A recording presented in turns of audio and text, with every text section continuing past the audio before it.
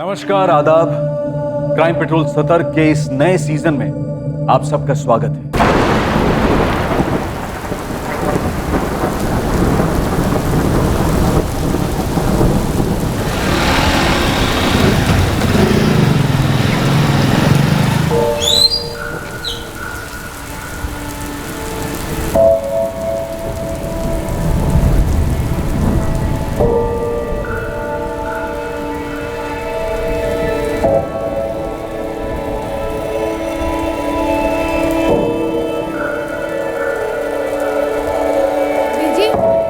आराम कर लो, मैंने सुखा देना ये कपड़े।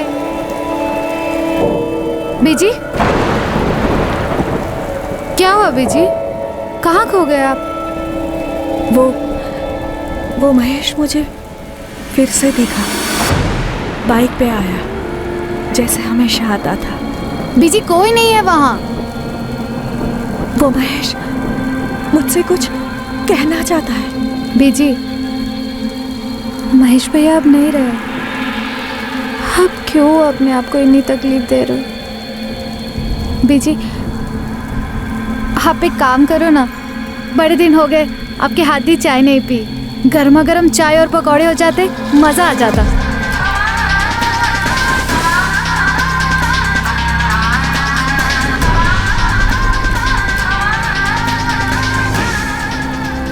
किसी करीबी को खोने का घाव समय भी नहीं भर पाता है, और फिर अपने पेट से जने बच्चे से करीब और कौन हो सकता है। महेश अठवाल अरुणा अठवाल का बेटा सिर्फ 26 वर्ष का था जब एक रोड एक्सीडेंट में उसकी मौत हो गई। महेश अठवाल की मौत दुर्घटना स्थल पर ही हो गई थी। उसकी मां अरुणा तब से बेजान है।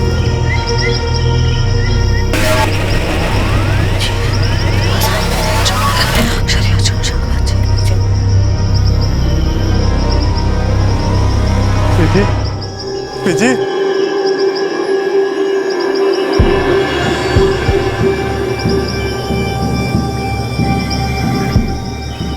महेश,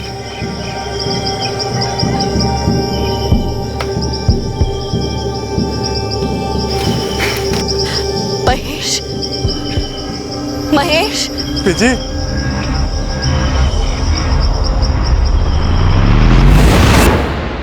मौत की सड़क एक तरफा होती है।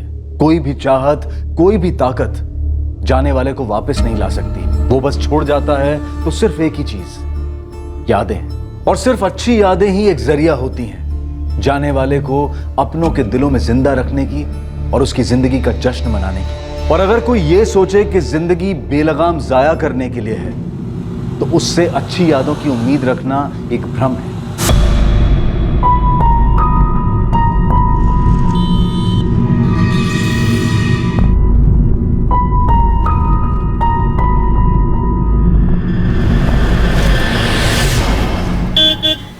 मम्मी, निकल रहा हूँ, बाय। बताया नहीं, कहाँ जा रहा है मनदीप? काम से जा रहा हूँ सुखदेव के साथ। सत श्री अकाल आंटी जी। सत श्री अकाल। कब तक लौटेगा पुत्र? मम्मी, सुबह तक आ जाऊंगा, तो आप सो जाइएगा, इंतजार मत करना।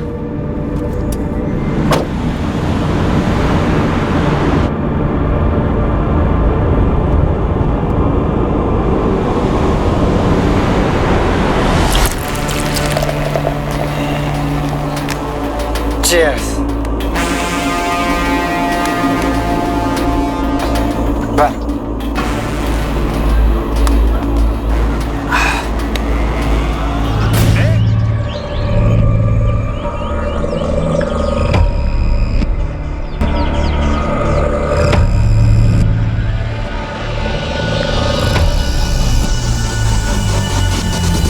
जनाब, जनाब, किशोर बन्ना, ये इनकी ही खेत है। किशोर जी कौन है? राव जी, ये देखो मेरे नए जूते, एकदम विलायत वाले, कनाडा वाले। सुखदेव पुत्र, तेरा बचपन तो पीछे छूट गया, लेकिन तूने बचपना नहीं छोड़ा अभी तक। अरे काम का पहाड़ पड़ा है यहाँ, खेतों में आकर हाथ बटाया कर। राव जी फिर से भाषण देने लगे। मैं यहाँ खून पसीना बहाने के लिए पैदा नहीं हुआ हूँ, मैं कुछ बड़ा करने के लिए पैदा हूँ। बड़ा बनने के लिए छोटे से शुरुआत करनी पड़ती है। वैसे भी तूने बहुत देर कर दी है, 29 का होने वाला है। कुछ तो अपनी बीजी का ख्याल कर, सालों से उसके चेहरे पे हंसी नहीं देखी है। आप ना पूरा मूड की ये तो सुखदेव लगता है, मेरा भतीजा सुखदेव बन्ना। आपका भतीजा? सर, वहाँ पास की झाड़ी में ये मोबाइल मिला है। शायद गाड़ी के टायर की 2 मार्किंग्स हैं। ऐसा लग रहा है शायद कोई गाड़ी खेत में आई और फिर यहाँ से वापस रोड की तरफ चली गई। और सर इस तरफ ये देखिए सर, यहाँ शराब की बोतलों के साथ साथ 1 से ज़्यादा ग्लास, लगता है 1 से ज़्यादा लोग होंगे। किशोर जी, आपका भतीजा सुखदेव यहाँ किसके साथ शराब पीने आया हो? सर मुझे कोई खबर नहीं है। The number you have called is currently switched off. Please try again later. Thank you. देखना गुरविंदर, मनदीप ने फिर से फोन बंद कर रखा है। बोला था सुबह तक आ जाएगा। कई दिनों से यही तो चल रहा है मम्मी जी। पड़ा होगा उस सुखदेव के साथ कहीं भी पाके। सुखदेव की बीजी भी बहुत परेशान रहती है, जब भी मिलती है गुरुद्वारे में मुंह लटका ही रहता है उनका।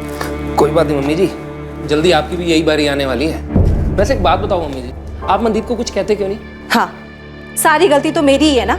आने दे मनदीप को, तू ही खरी खोटी सुना लेना उसे। खरी खोटी सुनाने का कोई फायदा नहीं मम्मी जी। बस मनदीप को सुखदेव से अलग करना है। ये सुखदेव बड़ी बड़ी बातें करता है, हवा में उड़ा फिरता ही है, और अपना मनदीप उसके पीछे पीछे घूमता रहता है। क्राइम सीन से हमें शराब की 2 खाली बोतलें और 2 ग्लास भी मिले। वो जो क्राइम सीन पे मोबाइल मिला आपको, वो शायद गलती से रह गया होगा। जब उन्होंने पहचान मिटाने के लिए पूरी बॉडी को जला दिया, तो फिर कोई क्राइम सीन पे ऐसे मोबाइल क्यों छोड़ेगा? कातिल सुखदेव की पहचान का ही होगा। क्राइम सीन पर 2 ग्लास मिले, मतलब दोनों ने साथ में बैठ के शराब पी।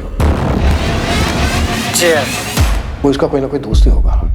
इसको तुरंत चंडीगढ़ फॉरेंसिक लैब लेकर जाओ। मैंने बात कर लिया वहाँ। इस फोन का कोड क्रैक करना है। ये फोन वापस चाहिए, साथ में लेकर आना। इस एनवेलप में फोन की सारी डिटेल्स हैं। जी सर। सुखी एकलौती औलाद थी। इसका बाप मेरा छोटा भाई 8 साल पहले गुजर गया। हमारे लिए ये जानना बहुत जरूरी है कि कल रात सुखदेव ने अपने किन दोस्तों के साथ बैठ के शराब पी होगी। नहीं, मैं तो सुखदेव के उतना करीब था नहीं, और हरप्रीत तो बता नहीं पाएगी। ये क्यों नहीं बता पाएंगी? कह रही थी कि सुखदेव 2 दिन पहले घर से झगड़ा करके निकल गया था।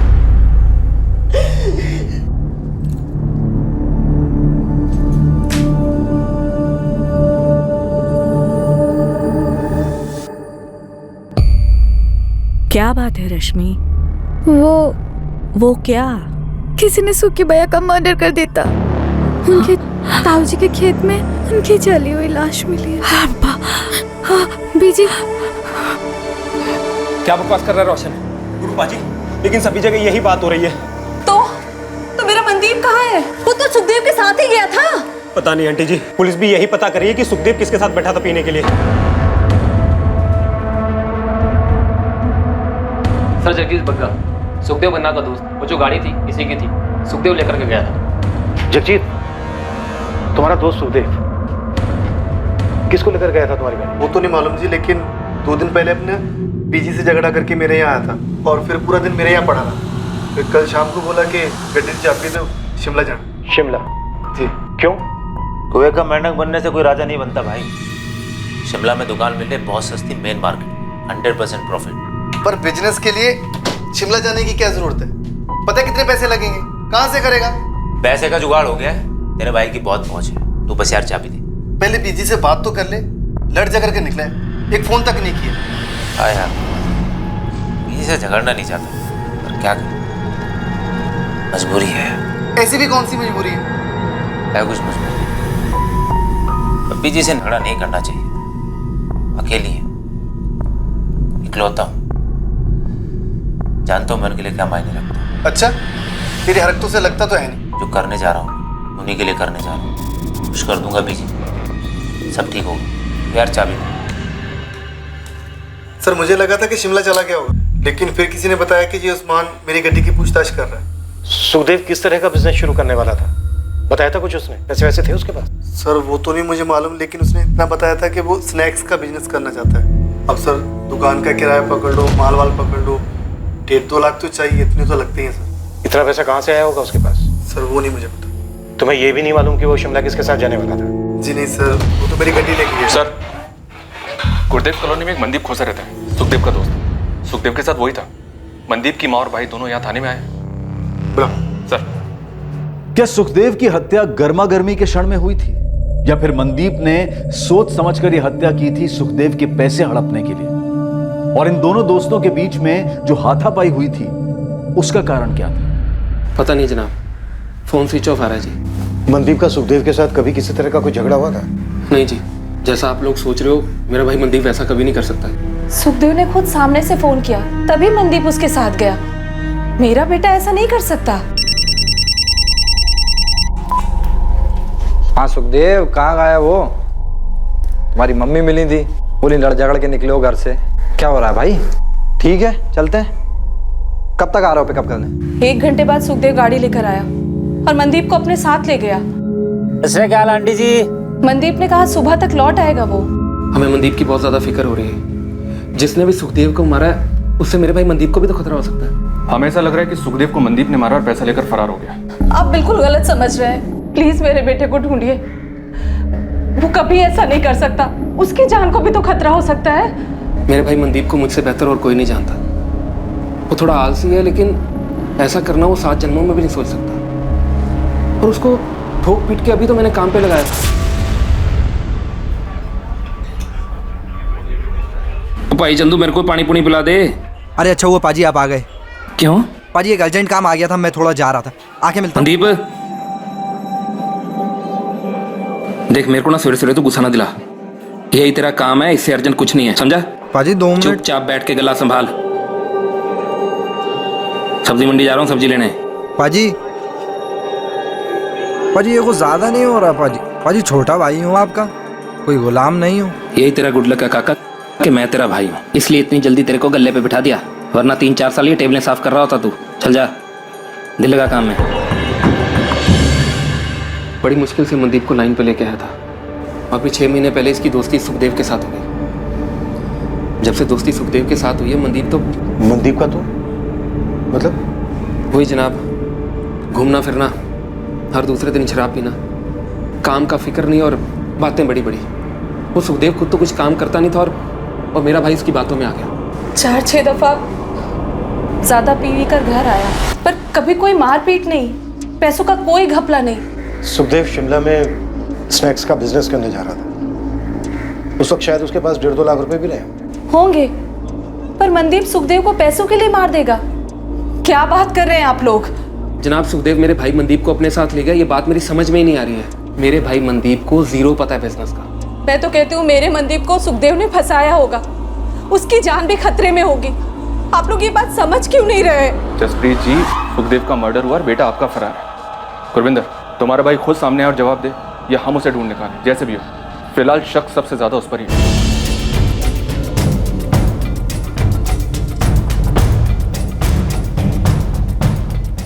मनदीप खोसा की सर्च ऑपरेशन काफी जोरों से चली, पर ना मनदीप की खबर आ रही थी और ना ही उस कार की जिससे मनदीप शायद फरार हुआ हो सकता था। और उसकी मां उस झगड़े को याद करके बहुत पछता रही थी जो कत्ल के पहले सुखदेव और उसके बीच हुआ।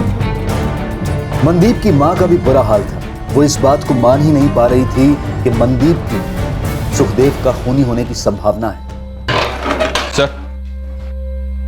सर, मनदीप के फोन की लास्ट लोकेशन अपने बठिंडे की है। दरअसल किशोर बन्ना के खेत के पास की है, जहां में सुखदेव की लाश मिली थी। उसके कॉन्टैक्ट से कोई हेल्प की पॉसिबिलिटी? सर, फोन रिकॉर्ड्स के हिसाब से ज्यादातर बातें सुखदेव के साथ ही हुई हैं। थोड़ी बहुत बातें बड़े भाई गुरविंदर के साथ और एक आधा कॉल माँ के साथ। पर हाँ, सुखदेव का लास्ट कॉल मनदीप के साथ था, जैसा कि उसकी माँ ने बताया। हाँ सुखदेव, कहाँ गया वो? तुम्हारी एक बात खटक रही है मुझे। क्या सर? सुखदेव कोई रेगुलर जॉब तो कर नहीं रहा था, नहीं उसका कोई बिजनेस चल रहा था। 1.5-2 लाख रुपया कैश उसके पास कहाँ से आया? 1.5-2 लाख? शिमला में बिजनेस करने जा रहा था, मुझसे तो कभी जिक्र ही नहीं किया उसने। हमें सुखदेव के दोस्त जगजीत ने बताया, सुखदेव जिसकी गाड़ी लेकर गया। सुखदेव को तो सब जानते थे, वो तो धंधा जमा ही नहीं पाता। कौन देगा उसे इतने पैसे? झगड़े से पहले भी उसने कुछ नहीं बताया। हरप्रीत जी, सुखदेव के साथ आपका किस बात को लेकर झगड़ा हुआ? झगड़ा हमेशा एक ही बात को लेकर होता था कि वो कुछ कमाता धमाता नहीं था। आप और ताया जी का बस एक ही मकसद है, जिंदगी में ताने मारना, सुखी की जान लेना। पुत्र, हम ही दोनों को फिक्र है तुम्हारी, समझ में आया? हाँ, मुझे तो फिक्र है नहीं ना आपकी। अब मैंने ऐसा भी नहीं कहा, मैं तो बस इतना कह रही हूँ कि किसी एक चीज में दिल और दिमाग लगा और उसी पे टिका रहे। 30 का हो जाएगा अगले साल, शादी भी करनी है। ऐसा ही रहेगा तो कौन देगा कोई लड़की अपनी? वो तेरा दोस्त था ना, वो क्या नाम था उसका, महेश,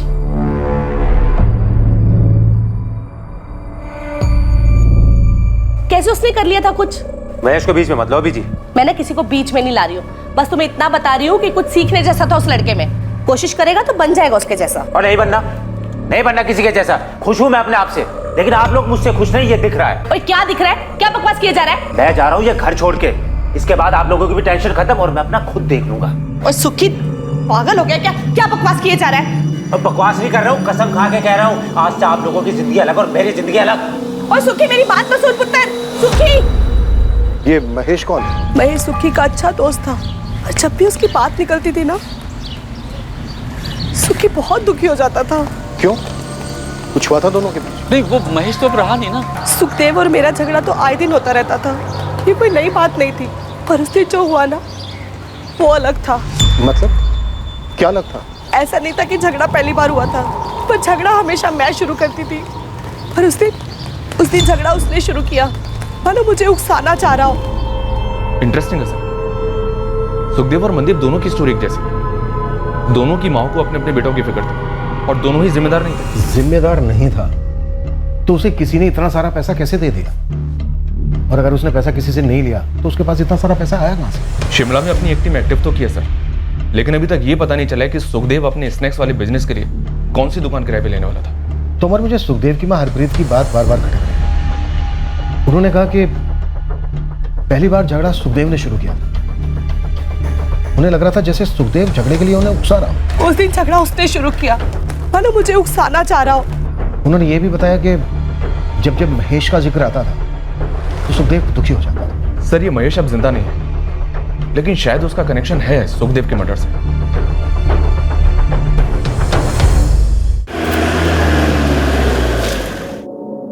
नहीं, सुखदेव ने मनदीप के बारे में मुझे कभी कुछ नहीं बताया। अरुणा जी, आपका बेटा महेश और सुखदेव काफी अच्छे दोस्त थे, एकदम खास भाई थे। सुखी मुझे कहता, आंटी जी, महेश मेरा दूसरी माँ का बेटा है।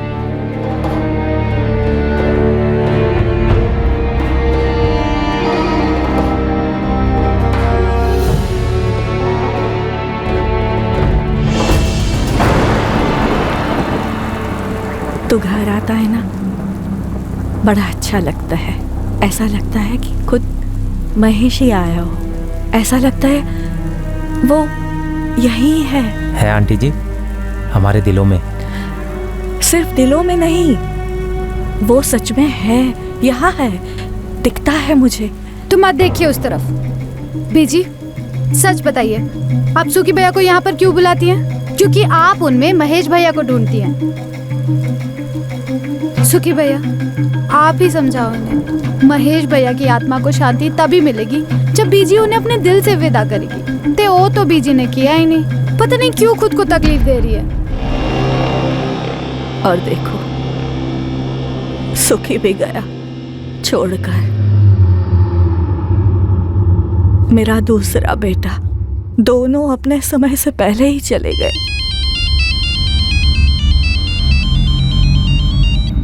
हाँ तो सर, मैं दरियाकोट थाने से बोल रहा हूँ।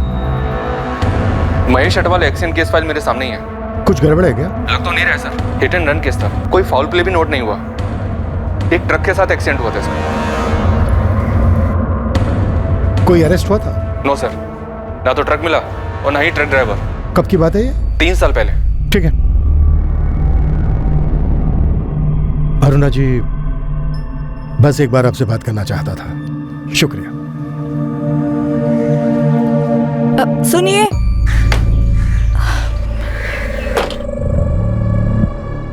जी बोलिए। ये मनदीप को आप जाने दीजिए। क्यों? और आप ये क्यों बोल रही हैं?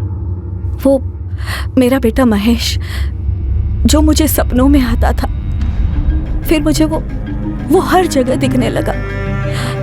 वो बहुत बेचैन था। जी, आपने बताया उसके जाने के बाद आप काफी बेचैन रहने लगे। नहीं, मैं नहीं, वो बेचैन था। वो मुझसे कुछ कहना चाह रहा था। देखिए अरुणा जी, अब नहीं कहना चाह रहा है। अब वो मुझे दिखता भी नहीं है। मुझे ऐसा लगता है कि वो बेचैन इसलिए था क्योंकि वहां वो अकेला था ना। अब सुखी भी वहां है, उसका दोस्त, उसका भाई उसके पास है।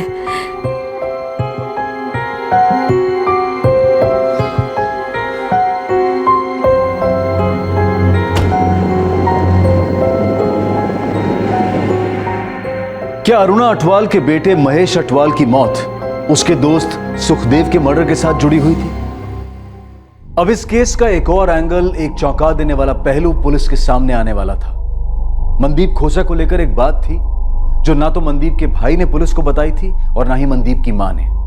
एक अजीब जानकारी मिली है साहब। ये जो मनदीप है 3 साल पहले अगवा किया गया था। मनदीप? किसने अगवा किया था? धनई कॉलोनी में चंद्रपाल है, चंद्रपाल सेठी। मनदीप को बंदी बनाकर रखा था साहब और जानवरों से बत्ते पिटाई की थी इसकी। फिर क्या हुआ? फिर क्या, गुरविंदर बड़ा भाई धनोई थाने गया और रपट लिखवाई और उन्होंने छुड़वाया मनदीप को। मैटर है तो काफी अजीब, पर ये मनदीप का पर्सनल मैटर था। वैसे भी 3 साल पहले मनदीप और सुखदेव की दोस्ती तो हुई नहीं थी। फिर ये सुखदेव कहां से आ गया बीच में? सर सुखदेव के पास इतने पैसे आए कहां से?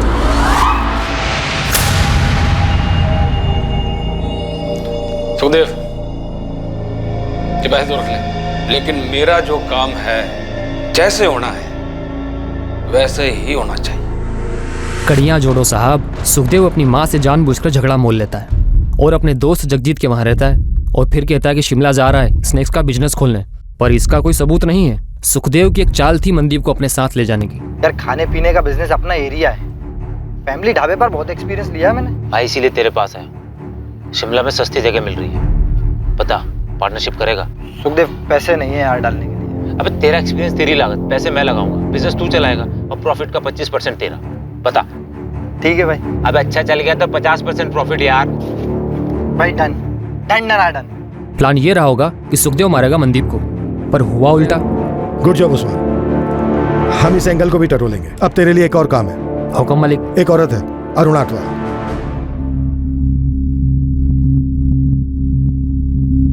अगर वो सुखदेव मेरे मनदीप को मारने चला था और उसने अपने बचाव में सुखदेव को मार डाला, इसमें क्या गलत किया? हाँ लेकिन मम्मी जी पुलिस ये कह रही है कि अगर मनदीप ने अपने बचाव के लिए सब कुछ किया था तो सीधा उनके पास जाना चाहिए था, लेकिन मनदीप ने ऐसा नहीं किया।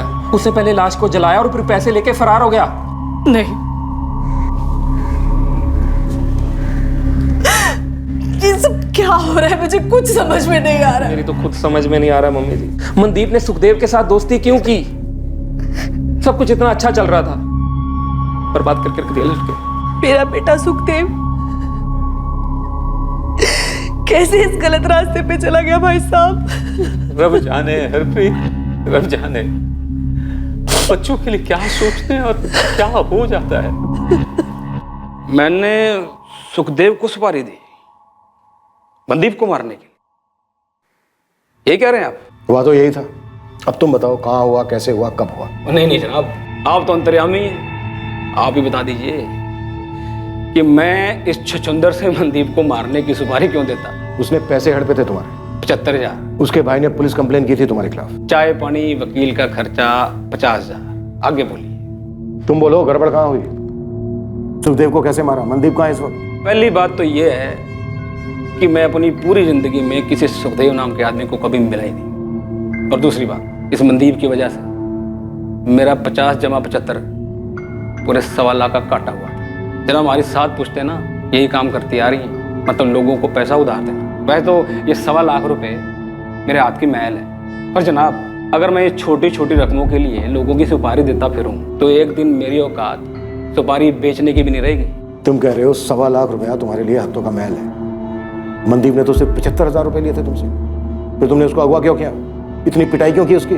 आप और आपके बंदे इस बंद कमरे में छोटे छोटे लोगों को कूट डालते हो, जरूरी होता है ना? सच बताना दिल से जरूरी होता है, पर दिल की पड़ास निकल जाती है। हमारे धंधे में भी कुछ ऐसा ही है। 6 महीने का साल हुआ समझ में आता है, साल के 2 साल हुए तो भी समझ में आता है, लेकिन मेरे पैसे को सट्टा बाजार में उड़ाओ और मेरा ही फोन ना उठाओ और ऊपर से आपका पाई मुझे अकड़ दिखाए। जनाब हम बड़े दिल वाले हैं, छोटी अकल वाले नहीं। हमारे धंधे में अगर आज एक को जाने देंगे तो दूसरा ये समझेगा पे ये तो बेवकूफ है, पैसे लो वापस मत करो। बस सबक सिखाना था मनदीप को, उठा लिया। अब आप बोलिए आप कूटेंगे अपनी आदत के हिसाब से या मैं जाऊं अपने काम धंधे पे? छोड़ नहीं रहा हूं तुम्हें, लेकिन फिलहाल जा सकते हो। और इतनी बात याद रखना, जब तक मनदीप नहीं मिल जाता है ना, हमारी नजर रहेगी तुम पर। इस मर्डर केस से मेरा कुछ लेना देना नहीं। आप तक के में अपना टाइम खराब कर रहे हैं। हाँ, अगर आपको जरा सा भी शक है इस मनदीप पर कि वो किसी को मार सकता है और पैसे लेके भाग सकता है, तो आप अपने इस शक को पकड़ के रखिए, क्योंकि वो ऐसा कर सकता है। किसी काम का नहीं है वो, आवारा, एकदम आवारा। रसरेगा।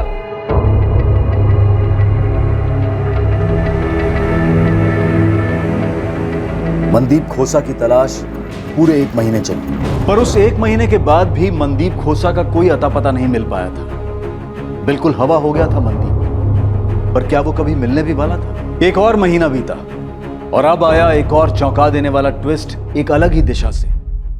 सुखदेव की हत्या दरअसल एक सोची समझी साजिश थी, एक ढोंग, एक षड्यंत्र रचा गया था। पर उस षड्यंत्र का जो परिणाम हुआ था, उस परिणाम ने इस केस को घुमाकर पुलिस के सामने रख दिया था और पुलिस दंग रह गई थी। इंस्पेक्टर मलिक। सर, विक्टिम की बॉडी का डीएनए सुखदेव की मां के डीएनए से मैच नहीं करता। व्हाट? ये क्या कह रहे हो इम्तियाज? रिपोर्ट्स कह रही है सर, हमने डबल टेस्ट किया है। मैं 100% श्योर हूँ वो लाश सुखदेव की नहीं थी। सब कुछ प्लांट किया गया था सर। वो लाश सुखदेव की नहीं थी, मनदीप की थी, इसलिए हमें मनदीप नहीं मिल रहा था।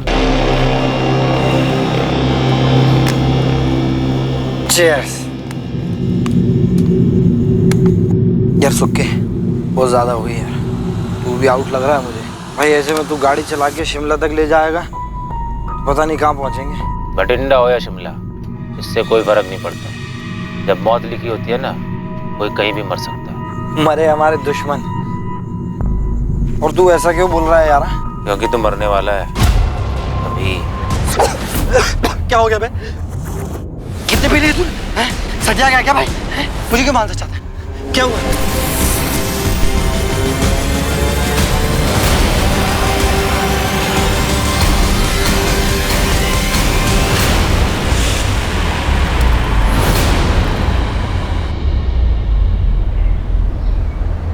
जसप्रीत जी, गुरविंदर, आप दोनों को हमारे साथ चलना होगा।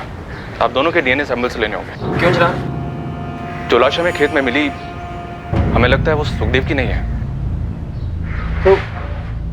तो किसकी है जनाब? शायद वो लाश मनदीप की है। मम्मी।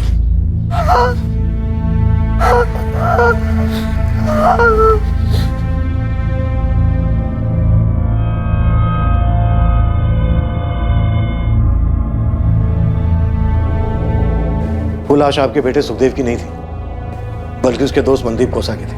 उस रात सुखदेव ने मनदीप के साथ वहां शराब पी, उसका मर्डर किया, फिर उसकी लाश को जला दिया। सुखदेव का अपना मोबाइल फोन वहां छोड़ना, अपने जूते लाश को पहनाना, ये सब उसने इसलिए किया ताकि वो ये सिद्ध कर सके कि मर्डर उसी का हुआ है। सुखदेव कहाँ है? छुपा हुआ है, अभी ढूंढ रहे हैं उसको। सुखदेव ऐसा करेगा क्यों? दोनों दोस्त थे, वो मनदीप को मार क्यों डालेगा? ये तो सुखदेव ही बता सकता है जब भी वो मिलेगा। और चलते हम उसको ढूंढेंगे।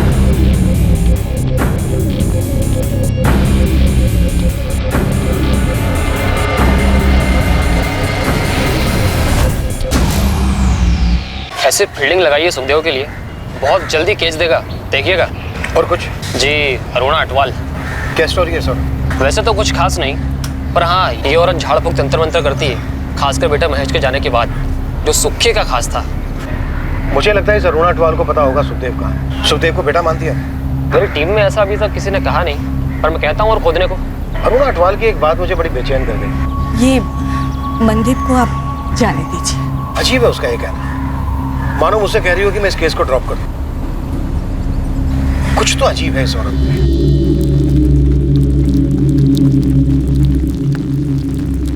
बीजी, बीजी, सुखी भैया मरे नहीं हैं। ये तो बड़ी अच्छी बात है पुत्र, सुखी जिंदा है।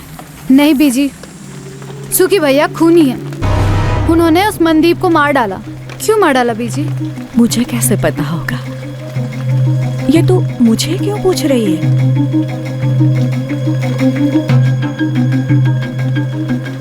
बीजी, महेश भैया का एक्सीडेंट ही था ना? कहते तो सभी लोग यही है, पर जो वो ट्रक था, उसका ड्राइवर था, उसको पुलिस आज तक पकड़ नहीं पाई है। किसी ने उसे देखा तक नहीं। फिर भी लोग यही कहते हैं कि सिर्फ एक एक्सीडेंट था। पूरी जिंदगी पड़ी थी उसकी, एक ही झटके में खत्म, सब खत्म। लेकिन बीजी, सुखदेव भैया ने मनदीप को क्यों मार डाला? आपकी तो इतनी बातें होती है सुखदेव भैया से, कुछ तो बोला होगा।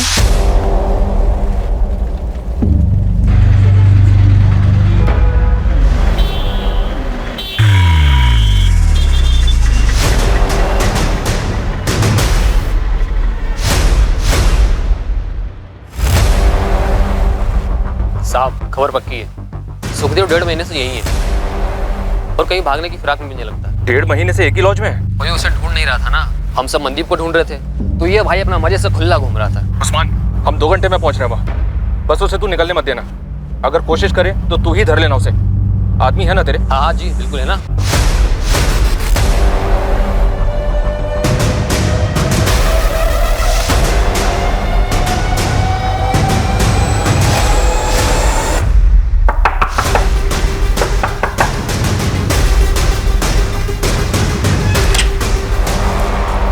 सुखदेव बन्ना जी, मनदीप खोसा को क्यों मारा तूने?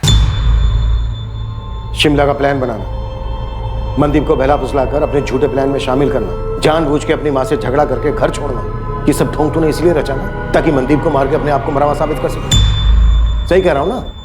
देख सुखदेव, तू अब पकड़ा गया है, बेहतर यही है कि सब कुछ सच सच बता दे। क्यों मारा मनदीप को? महेश क्यों मारा? मनदीप के मर्डर और महेश की मौत में कोई कनेक्शन है? दोनों जानते थे एक दूसरे को?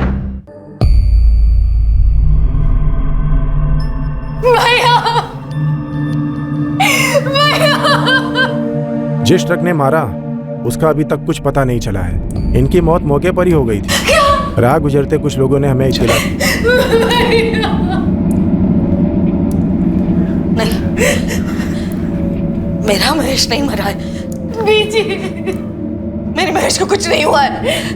मेरा महेश नहीं मरा, मेरा महेश नहीं मरा है, मुझे कुछ नहीं हुआ। सच्ची मेरा महेश नहीं मरा, मेरा महेश अटवाल मनदीप खोसा को बिल्कुल नहीं जानता था, तो सवाल ये उठता है कि मनदीप का महेश की मौत से क्या ताल्लुक हो सकता है। जब मनदीप के कत्ल का मकसद सामने आया तो ये केस सर के बल उलट गया। कहां से शुरू हुआ था और कहां खत्म होने को जा रहा था। सुखदेव, मेरी बर्दाश्त को मत आजमा। मनदीप को उस ट्रक से कोई ताल्लुक था क्या जिसने महेश को उड़ा दिया? फिर क्यों? क्यों? आंटी जी, महेश की मौत? आंटी जी महेश की मौत से उभर नहीं पा रही थी। उन्हें महेश दिखाई देता था, उसे गुजारिश करता था। क्या गुजारिश करता था? वो बहुत दुखी है, बेचैन है, यहाँ घर में बात करने से हिचकिचाता है। तो मैं गई थी जंगल उससे मिलने, उसकी आत्मा को बुलाने। तो आया महेश? महेश ने कुछ बोला?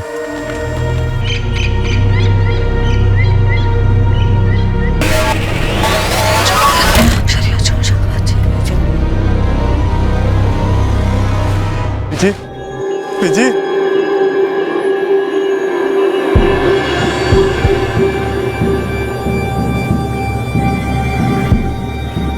महेश,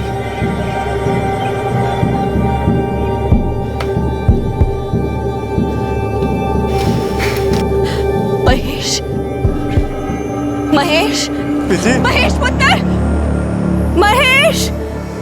घर में घूमता है ना तब ठीक लगता है, पर जब वहां जंगल में मैं खास पूजा करती हूँ ना तब उसका असली रूप सामने आता है। सर से खून, कितना इतना खून। बोलता क्या है? कुछ नहीं बोलता,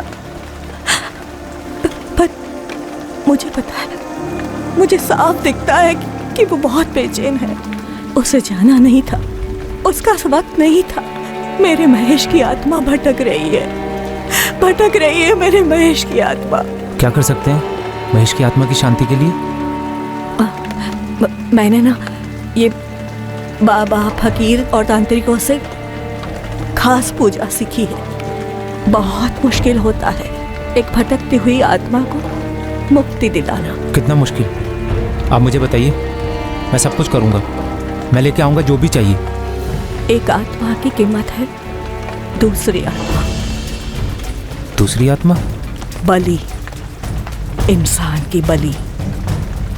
हम इस दुनिया से एक आत्मा को छोड़ेंगे और वहां मेरे महेश की आत्मा इस दुनिया को छोड़ेगी और उसे मुक्ति मिल जाएगी। अपने भाई, अपने दोस्त की आत्मा को मुक्ति नहीं दिलाएगा। लेकिन आंटी, नरबली का मतलब किसी जीते जागते आदमी की हत्या करनी होगी? करनी होगी।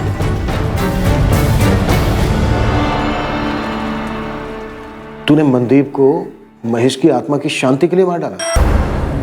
लेकिन मनदीप ही क्यों? तूने मनदीप से सिर्फ इसलिए दोस्ती की ताकि तू उसे मार सके?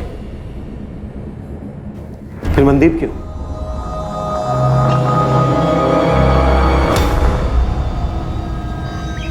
आंटी जी, आंटी जी, वो मिल गया जिसकी बलि दे सकते हैं।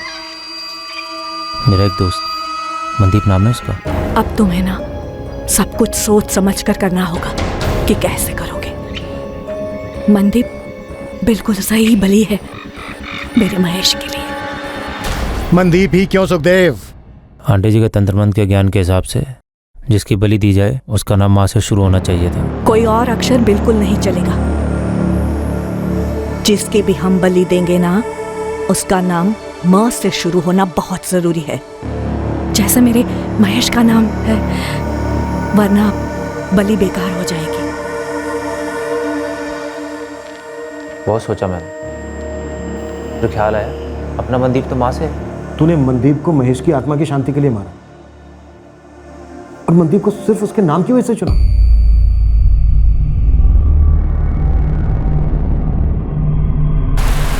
बीजी, क्या किया आपने? बीजी, बीजी, बीजी बताओ ना सर, क्या किया मेरी बीजी ने?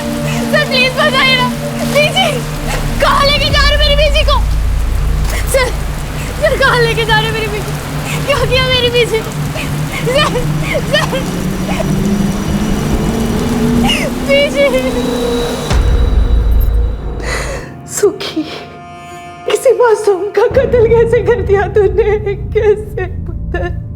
सुखदेव पुत्र, तूने एक बार भी नहीं सोचा कि वो औरत अरुणा पागल हो गई है और तुझे भी पागल बना रही है? ताया जी, मुझे लगा कि महेश की आत्मा को शांति मिल जाएगी, शायद मिल भी गई होगी। अपने काले जादू से और किस किस से कितने लोगों की जिंदगी बर्बाद की है तुमने?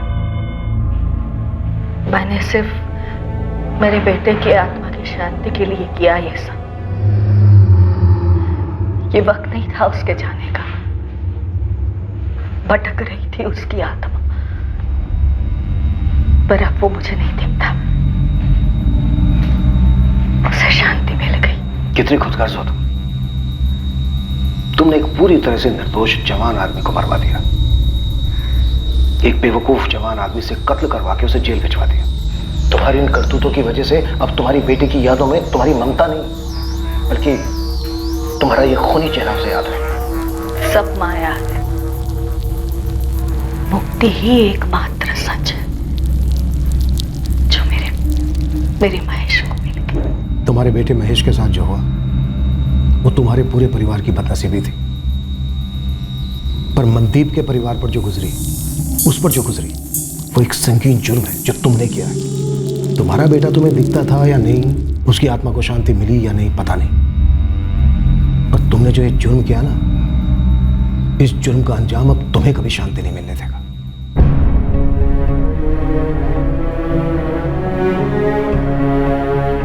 मनदीप के परिवार वाले उसकी मौत का कारण सुनकर सुन्न पड़ गए थे। मम्मी सुबह तक आ जाऊंगा। पूरा शहर सुन पड़ गया था यह जानकर कि मनदीप सिर्फ इसलिए मारा गया क्योंकि उसका नाम मां से शुरू होता है। सुखदेव बन्ना और अरुणा अटवाल पर मनदीप खोसा मर्डर केस के चार्जेस लगाए गए, चार्जशीट फाइल हुई और ट्रायल शुरू हुआ। ट्रायल कोर्ट ने दोनों मुजरिमों सुखदेव बन्ना और अरुणा अटवाल को उम्र कैद की सजा सुनाई है। किसी की जान लेकर किसी भी इंसान को शांति नहीं मिल सकती, फिर भले ही वो इंसान जिंदा हो या मर चुका हो। इस केस में जो हुआ वो सिर्फ एक औरत का भ्रम नहीं था, बल्कि एक आदमी की बेवकूफी भी थी। किसी करीबी इंसान की मौत से कोई भले कितने ही दुख में क्यों ना डूबा हो, काला जादू उसे कभी बाहर नहीं ला सकता। किसी की आत्मा को हाजिर करना, उनसे बातचीत करना, ये सारी बातें सिर्फ एक दिमागी फितूर है, एक कल्पना है, हकीकत में कभी नहीं होती। और अगर कोई ये दावा करता है कि वो जादू टोने से ऐसा कर सकता है तो उसे तुरंत गिरफ्तार करवाएं।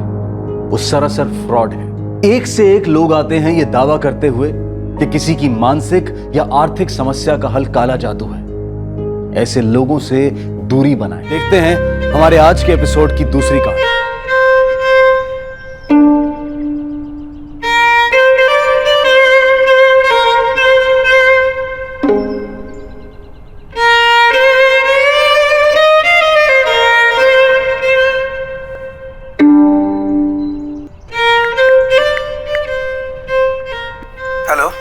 Hello, good morning sir. Good morning. कौन? सर मैं नैना मोरे बोल रही हूँ, चित्रवाड़ी से। हाँ बोलिए। मैंने वो न्यूज़पेपर में आपका ऐड देखा रिसेप्शनिस्ट की जॉब के लिए। सर मुझे लगता है कि मैं इस पोस्ट के लिए परफेक्ट रहूँगी। सर मैं इंटरव्यू के लिए आना चाह रही थी। आई बाबा, एक गुड न्यूज़ है। क्या? समझो मुझे जॉब मिल गई, बस वो इंटरव्यू की कुछ फॉर्मेलिटी बाकी है। अरे वाह, पर कुठे? आई एक ट्रेडिंग कंपनी है, मुझे वहाँ इंटरव्यू के लिए बुलाया है। पर अच्छी बात तो ये है आई कि आधी बात तो फोन पर ही हो गई। अरे वाह। हाँ बाबा, और आपको पता है मेरी इंग्लिश ने अच्छा इंप्रेशन जमाया और मुझे वहाँ पे ये बोला गया है कि अभी 10,000 रुपए महीने से शुरुआत करेंगे और अगर आगे काम अच्छा रहा तो सैलरी और बढ़ा देंगे। अरे वाह, ये तो और भी अच्छी बात है बेटा। चला देवस पावला। चल चल पापा के सामने माथा टेक ले और उनको धन्यवाद बोल। मंदार भाऊ, दरवाजा खुल गया, हो गई आपकी बेल, आ जाइए।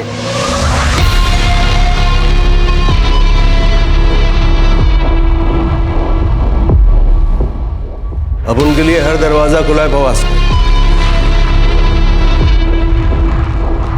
चलता हूँ, फिर मिलेंगे। हाँ भाऊ, मिलेंगे ना। खर्चा पानी बरोबर मिल रहा है ना? कुछ जरूरत होगा तो बोलना मेरे को। एकदम टाइम टू टाइम, और आपके होते हुए मुझे कौन ना बोलेगा। आइए ना, आइए ना।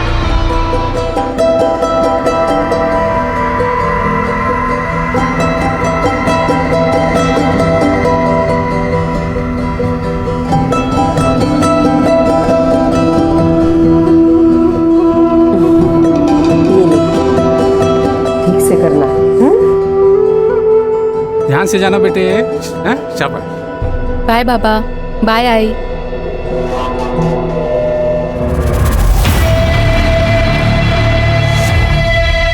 जाल, एक ट्रैप। नैना अनजान थी कि उसके कदम एक जाल की ओर बढ़ रहे हैं।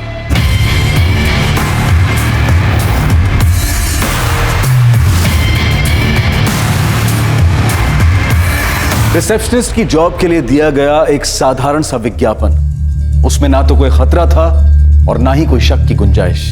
फिर नैना मोरे ये कैसे जान पाती कि उसके कदम खतरे की ओर बढ़ रहे हैं? वो सोच भी नहीं सकती थी कि उसके लिए वहां कोई जाल बिछा होगा।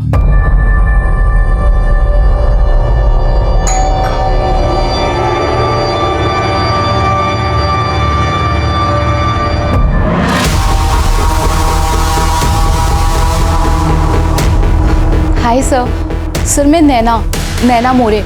आपसे फ़ोन पर बात हुई थी सर इंटरव्यू के लिए। नैना आइए, अंदर आइए। जी थैंक यू सर।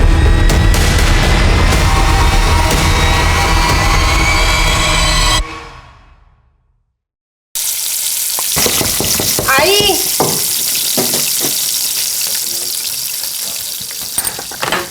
अरे मुझे लगा नैना आई होगी।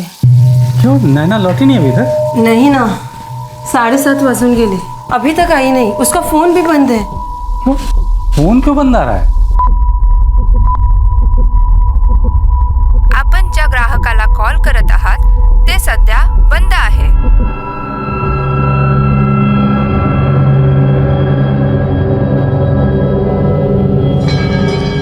आज फैक्ट्री भी नहीं आई हूँ। मैंने फ़ोन किया था इंटरव्यू के बारे में पूछने के लिए, तभी भी फ़ोन बंद था।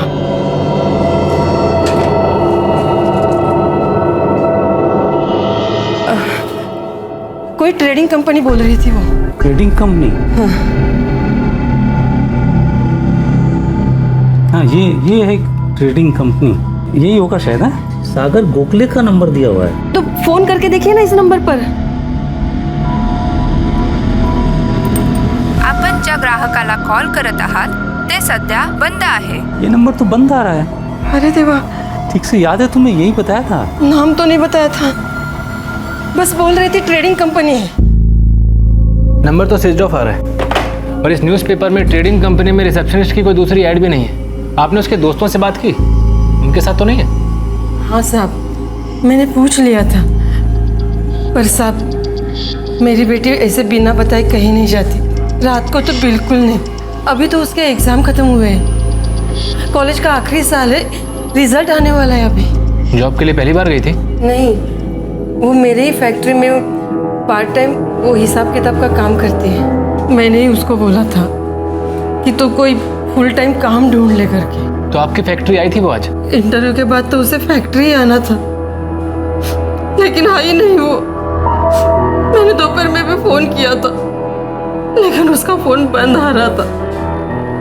मुझे लगा वो बैटरी खत्म हो गई होगी। साहब ऐसा कभी वो करती नहीं है। हाँ, और इतनी देर रात तक तो कभी बाहर नहीं रही साहब। कुछ बताया उसने इंटरव्यू के लिए कहाँ जा रही है? नहीं, सिर्फ इतना बताया था कि उसकी बात हो गई है, उसको 10,000 पगार मिलेगी, क्योंकि उसकी अंग्रेजी अच्छी है ना, इसके लिए। आप एक काम कीजिए, नैना की एक फ़ोटो दे दीजिए, हम पेट्रोलिंग टीम को भेज देते हैं, चेक करते हैं, सुबह हम भी खोजबीन शुरू कर देंगे। सुबह? साहब हमारी बच्ची अकेली है साहब। देखिए सर, आप चिंता मत कीजिए, पेट्रोलिंग टीम रात में उसे ढूंढेगी, और हो सकता है इंटरव्यू से लौटते वक्त लेट हो गई होगी, फोन बंद हो गया होगा तो अपने किसी दोस्त के घर रुक गई होगी, सुबह अपने आप ही घर लौट आए।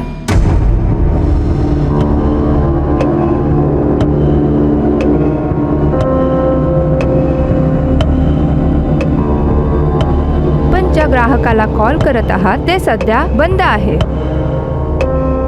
फोन अभी भी बंद है। कहाँ रह गई नैना?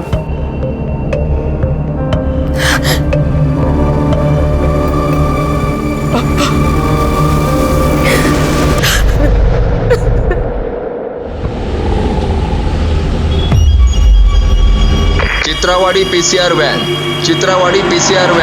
आउटर रोड पर कचरे के ढेर के पास म्युनिसिपल वर्कर्स ने एक बॉडी देखी है। लेडी है, हमने चेक किया, सांस बंद हो चुकी है, गले पर निशान है।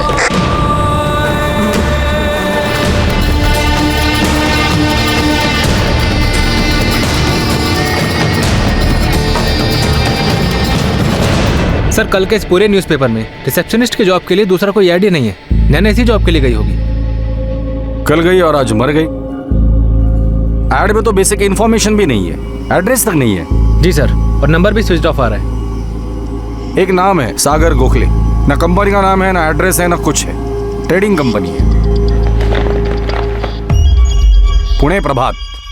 दिलीप, पुणे प्रभात के ऑफिस में फोन करके पूछना ये ऐड कहां से आया था और किसने दिया था। Civil hospital? क्या हुआ नैना को साहब?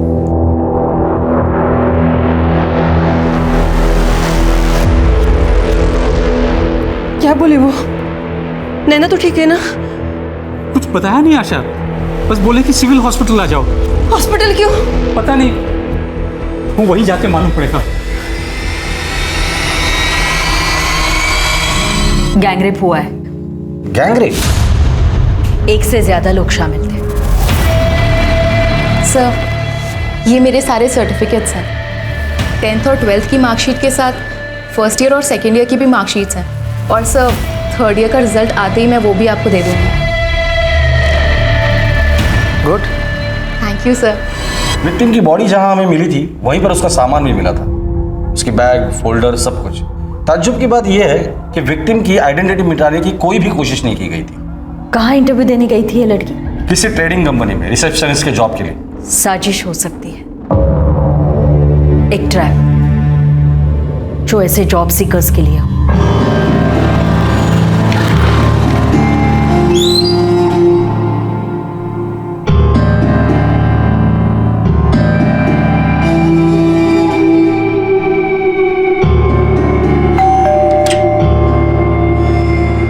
मैम आपका पिज्जा।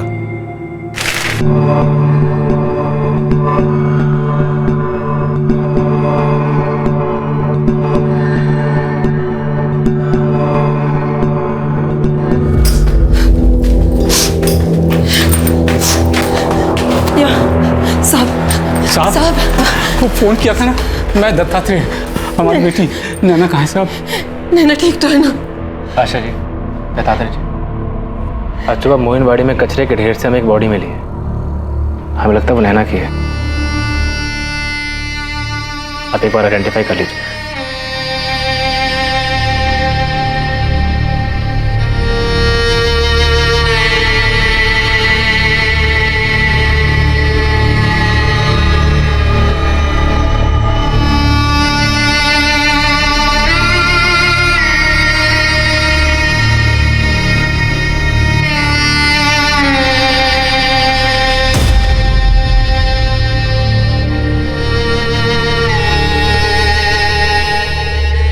नैना के साथ जो हुआ, क्या इस हादसे का कनेक्शन उसके अतीत से था?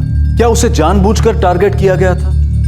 क्या अतीत का कोई साया था जिसे नैना ने तो पीछे छोड़ दिया था, लेकिन उसने अब तक नैना का पीछा नहीं छोड़ा था? क्या ऐसा मुमकिन था कि अतीत का वो साया नैना तक नौकरी के उस विज्ञापन के जरिए पहुंचा हो?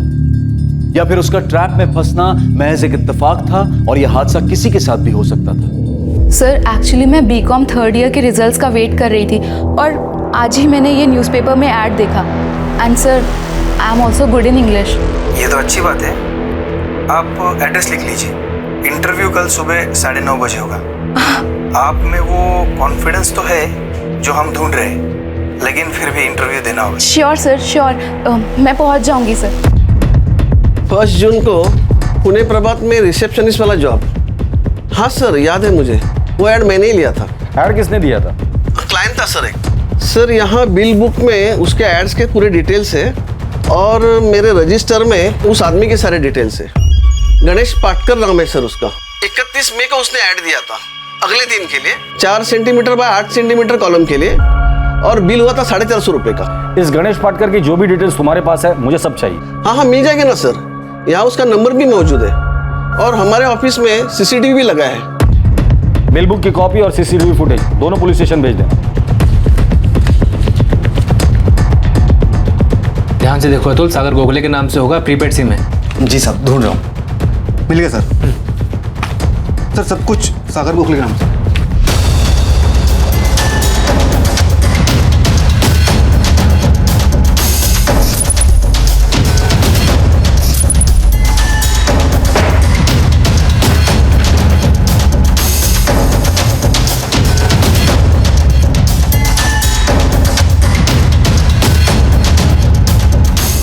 गणेश 5 वर्ड कम करके 4 बाय 8 के कॉलम में फिट कर सकते हैं, बेस्ट रहेगा।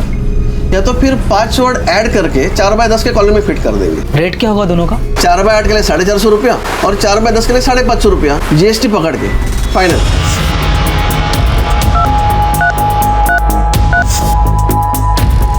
आपण ज्या ग्राहकाला कॉल करत आहात ते सध्या बंद आहे। गायकवाड़, इस सागर गोखले का एड्रेस मजेथिया चौक का है। ड्राइविंग लाइसेंस सिम दोनों में एक ही पता है। तुरंत जाओ, उठाकर लेकर आओ इस सागर गोखले को। Yes sir.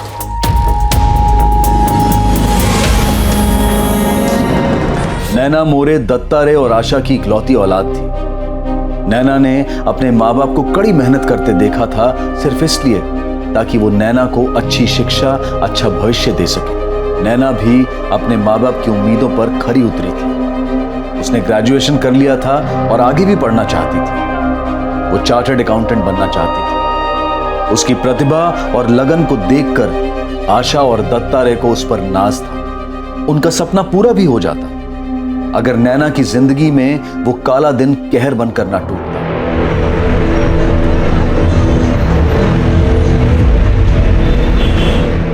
ये सागर गोखले है। न्यूज़पेपर की ऐड में इसी का नाम और नंबर था। आपकी बेटी नैना ने इसी से बात की थी। और ये दूसरा गणेश पाटकर, वो ऐड इसी ने दिया था। देखिए, हम यकीन के साथ तो नहीं कह सकते कि इनके असली नाम है, पर आपने इन दोनों में से किसी को भी कहीं देखा है? हमने नैना के क्लासमेट और दोस्तों से भी पूछताछ की, वो भी इन्हें नहीं पहचानते। लेकिन इन दोनों का आपसे कोई कनेक्शन तो है। एक बार याद करने की कोशिश कीजिए, अभी गांव में शायद मुलाकात हुई हो। नहीं पहचानते साहब इन लोगों को, लेकिन हमारी नैना के साथ इन लोगों ने ऐसा क्यों किया, और हमारी नैना ही क्यों? दत्तात्रेय जी, हम पूरी कोशिश कर रहे हैं, लेकिन अभी तो दिखाई दे रहा है कि शायद आपकी बेटी नैना इनकी साफ टारगेट थी। सागर गोखले ने सिम कार्ड के लिए जो पैन कार्ड और ड्राइविंग लाइसेंस यूज किया था, उसके एड्रेस फेक है। क्यों साहब, क्यों? हमारे बच्चे हैं, क्यों? ऐसा क्या किया था उसने? आशा जी, ये बात तो हम पूरे यकीन के साथ कह सकते हैं कि इसमें नैना की कोई गलती नहीं, पर ऐसा कोई हो सकता है जो आपको नुकसान पहुंचाना चाहता हो। हम तो छोटे लोग हैं साहब, मैं तो प्यून हूँ और ये सिलाई फैक्ट्री में काम करती है, और मेरी बेटी वो तो पढ़ लिख कर कुछ बनना चाहती थी। हमने किसी को कोई नुकसान नहीं पहुंचाया साहब। हाँ गायकवाड़, गणेश पाटकर की खबर आई है सर। हिस्ट्री शीटर है ये बंदा। History sheeter? हाँ सर, नामदेव ने निकाली है इसकी हिस्ट्री। चिंदीचोर आदमी साहब है, चेन स्नैचिंग, पॉकेट मारी वाले 4-5 केस इसके नाम पे। हर बार पुलिस ने इसको पकड़ा है, लेकिन बाद में वही बेल मिल जाती है, ठिकाना बदल लेता है। नैना मोरे की फैमिली से इसका क्या कनेक्शन है? कोई कनेक्शन नहीं है सर। मुझे नहीं लगता कि नैना मोरे स्पेसिफिकली टारगेट होगी। क्रिमिनल माइंड है ये बंदा, सिर्फ लड़की से मतलब था। नैना मोरे नहीं तो उसकी जगह शायद कोई और लड़की होती। बराबर है साहब तुमसे। साहब, न्यूज़पेपर का ऐड था, कोई भी जरूरतमंद लड़की जहां से में आ सकती है। मतलब पक्का कोई रैकेट चला रहा है, रेप करने के लिए इस तरह लड़कियों को टारगेट करते हैं न्यूज़पेपर में ऐड देकर। लेकिन मर्डर क्यों किया? मुझे नहीं लगता साहब कि नैना पहली लड़की होगी। इन लोगों ने ऐसा कांड पहले भी किया होगा, लेकिन किसी ने कुछ कंप्लेंट नहीं किया तो सामने नहीं आया। लेकिन नैना स्ट्रांग गर्ल निकली होगी साहब, उनके सामने पुलिस का नाम लिया होगा तो डर गए होंगे, और इसलिए किस्सा ही खत्म कर दिया। सर, ये सागर गोखले, जिसका नंबर 44498152 जो ऐड में दिया गया था, 15 मई को खरीदा गया था, और 1 जून को इस पे सबसे पहला कॉल नैना का ही आया था। उसके बाद उसी शाम को उसी नंबर से 44453626 पे कॉल किया गया था। उसके बाद से ये नंबर स्विच ऑफ है। ये 44453626 ये किसका नंबर है? सर, नंबर अभी बंद है, कॉल रिकॉर्ड के लिए बात हो गई है। सर, पक्का कोई रैकेट है जो ये हिस्ट्री शीटर मिल के चला रहा है। इस सागर के बारे में जल्द से जल्द पता करो, कहीं ऐसा ना हो कि वो भी इस गणेश पाटकर की तरह हिस्ट्री शीटर हो।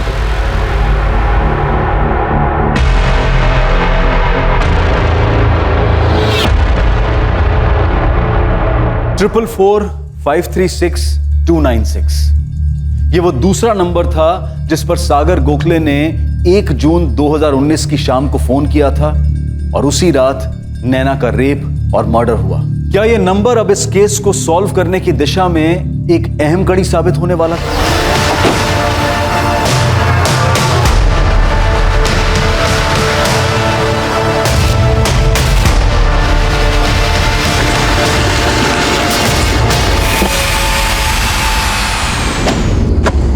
पुलिस को अब इस बात की आशंका थी कि गणेश पाटकर की तरह सागर गोखले भी नैना के केस में शामिल अपराधी का असली नाम हो सकता है, और इस बात की भी संभावना थी कि उसका भी गणेश की तरह क्रिमिनल रिकॉर्ड हो।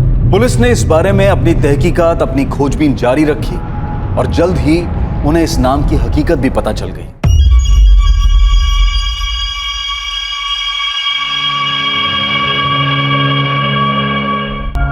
सर, ये मंदार गोखले, सिटी पुलिस ने कई बार पकड़ा है इसे। चोरी, चैन स्नैचिंग, ज्वेलरी की दुकान लूटना, ऐसे कई मामले दर्ज है इसके नाम पे। खतरनाक लुटेरा है। सागर गोखले के साथ क्या कनेक्शन है इसका? सर, मंदार सागर का बड़ा भाई है। लास्ट वीक अप्रैल में ही बेल पे बाहर निकला। सागर की हिस्ट्री क्या बोलती है? एकदम क्लीन है सर, लेकिन उसके बड़े भाई मंदार की हिस्ट्री सॉलिड है सर। बड़े भाई की हिस्ट्री में छोटा भाई अपना प्रेजेंट छुपा रहा है। पता करो ये दोनों का है, उठाकर लेकर आओ। सर, मंदार के लिए इन्फॉर्मर्स एक्टिव है, और उसके छोटे भाई सागर की टिप मिली, पिज्जा डिलीवरी का काम कर। सर मुझे लगता है इस केस में सागर का ही सब किया धरा है।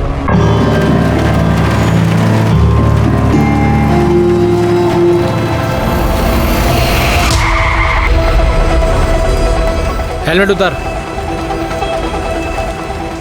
सागर को खुले। हाँ साहब, सलाम। 1 जून वाली लड़की याद है या भूल गया? कौन लड़की साहब? नैना मोरे, याद आया? कौन नैना मोरे साहब? भला इसी में कि मंदार को हमारे सामने ले आओ। काहे साहब, वो यहाँ कहाँ आया है? बेल मिलने के बाद मैंने उसकी शक्ल तक नहीं देखी। और देखेगी भी नहीं। अगर हमारे हाथ लगे तो सीधा ऊपर चला जाएगा। और तेरा दूसरा बेटा सागर है हमारे पास। क्या बोलता है क्या साहब? सागर ने क्या किया? बताएंगे, उसने क्या किया है वो भी बताएंगे। एक एक कोना ठोक के चेक करो, देखते हैं मंदार को कहाँ छुपा है। साहब मैं बोल रही हूँ ना, गलतफहमी हुई है आपको। माझं पोरगा तसा नहीं है वो। बोल साहब, मुझे क्यों मार रहे साहब? मैं नहीं जानता किसी नैना मोरे को। आई शपथ साहब। मंदार की बात सिटी पुलिस स्टेशन से हुई है जादव। पता करो जेल में उसके साथ अंदर कौन कौन था और वो लोग अब कहाँ हैं। बाहर हैं तो उठा के लेके आओ। मुझे हर हाल में मंदार चाहिए जादव। हो साहब। यार देख, गणेश पाटकर को बोल के तुम लोगों ने ही छपवाया था ना, जिसके इंटरव्यू के लिए इस लड़की को बुलाया था।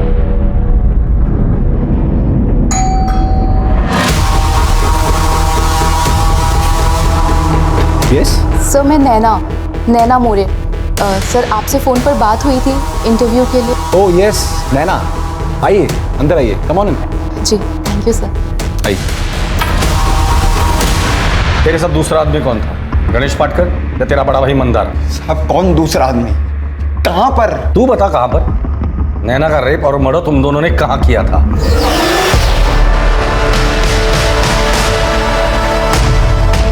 अब मैं न्यूज़पेपर में ऐड क्यों दूंगा साहब?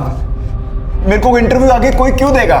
मैं तो खुद पिज्जा डिलीवरी करता हूँ साहब। साहब मेरा यकीन कीजिए आप, मैंने ऐड वैड नहीं दिया है। मैं जानता भी नहीं है ये गणेश पाटकर कौन है साहब। देख, यहाँ आने के बाद तुझ जैसे लोगों को अपना पिछला जन्म भी याद आ जाता है। तुझे भी याद आ जाएगा। बोल। हाँ ठीक है, लेकिन मुझे सारी की सारी जानकारी जल्दी से जल्दी चाहिए। सब पूरा घर छान मारा, लेकिन मंदार उसके घर पर नहीं मिला। और अरेस्ट के वक्त सिटी पुलिस को उसका जो मोबाइल मिला था वो भी स्विच ऑफ है। पता नहीं किस बिल में जाके छिप गया है वो। एक बार उस बिल का पता करो कि उस आदमी को ढूंढो जो उस बिल तक पहुंचा सकता है। पुलिस ने अगले 4 दिनों तक सागर से पूछताछ की और इस बीच वो मंदार को ढूंढने की पूरी कोशिश करते रहे, लेकिन सागर अपने बयान से टस से मस नहीं हो रहा था। उसका यही कहना था कि वो किसी नैना मोरे को नहीं जानता। सागर पोरा इकडे ये। आई। सागर सच सच बता, ये पुलिस वाले क्या बोल रहे हैं? क्या तूने सब किया है? नहीं आई, मुझे तो पता भी नहीं इन लोगों ने क्यों पकड़ा मेरे को। मैंने कुछ भी नहीं किया आई, मैं कुछ भी नहीं जानता हूँ। क्या ये मंदार का किया हुआ है? वो तुझे फंसा रहा है? पता नहीं आई, मंदार दादा ऐसा क्यों करेगा कि पुलिस से मेरे को फंसा रही है? किसी और ने किया, इसके टापते मेरे नाम पे फाड़ रही है। तुम्हारे दोनों बेटे शामिल है। उस मासूम लड़की को फंसाया, रेप किया और मर्डर किया। और तुम कह रही हो कि हम फंसा रहे तुम्हारे बच्चों को? हमें तो शक है कि और भी कई लड़कियों के साथ उन्होंने यही किया होगा। सागर को लेकर आपको गलतफहमी हो गई साहब। सागर ऐसा कर ही नहीं सकता। मंदार के बारे में कुछ नहीं कह सकती, पर मैं कर सकते। ठीक है, मंदार को भेज दो, हम सागर को छोड़ देंगे। कुठून शोधून आणू मी साहेब त्याला? जब से बेल हुई है वो घर आया तक नहीं, मुझे उसकी खबर तक नहीं है साहब।